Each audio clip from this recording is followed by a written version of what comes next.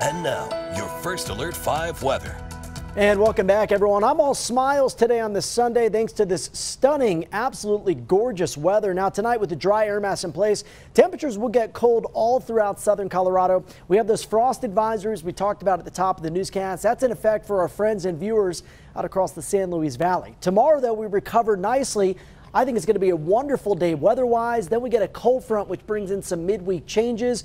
Windy conditions looking like a yes at this point. Precip, probably not, as the latest trends are keeping most of that moisture a little farther east. I'll get to that in just a second. Right now, though, as we look at the live local radar, you have a little bit of rainfall down into parts of Los Animas County, impacting travel across the I-25 corridor, and a little bit of light rain out across northern parts of the San Luis Valley, extending into the adjacent mountain areas. Right now in the Springs, nice and delightful this afternoon. 70, pretty much that perfect temperature to be outside. So hopefully you've been able to get outside and enjoy this nice fall-like weather this afternoon. Currently in Pueblo, we're a little bit warmer and breezy as well, with the current temp around 76. Canyon City right in the middle of the two, sitting at a current temperature of around 73 degrees. Now, as we make our way into Monday morning, clear skies early and some chilly temperatures, especially up towards Teller County in the high country. By noon, we start to get some of those fair weather clouds that build, maybe a few isolated showers out across those western mountain slopes,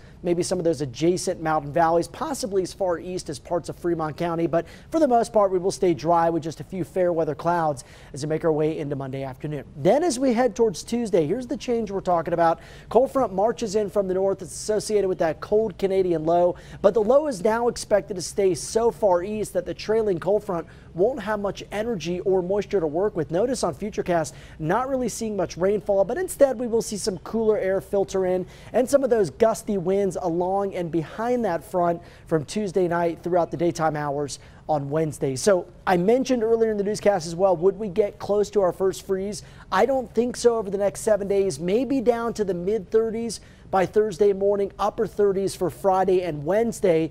But notice this, we're already about a week past the date of the average first freeze in the Springs that typically occurs around October 1st. So tonight, down around 42 degrees.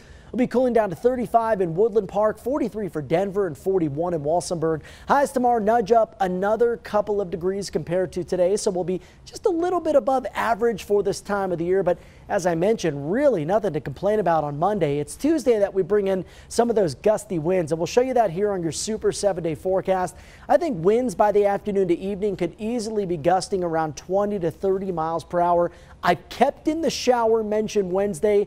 I'm not that excited about it, so just keep that in mind. More than likely, we're not going to get wet from the system, and then we're dry through the rest of the 7-day period. For Pueblo, fairly typical October weather with some roller coaster changes in the forecast. We're up and then we're down. Likely dry here into Pueblo County, but breezy from Tuesday night into Wednesday. For Canyon City, I've kept in that mention of a morning shower Wednesday. Beyond that, we close out the week with 60s and 70s, and then we're breezy and cooler by the end of next weekend. For Woodland Park, also keeping in the potential for a morning mix of rain and snow, but with the temperature pretty close to freezing that morning, I don't anticipate any accumulation from that approaching cold front.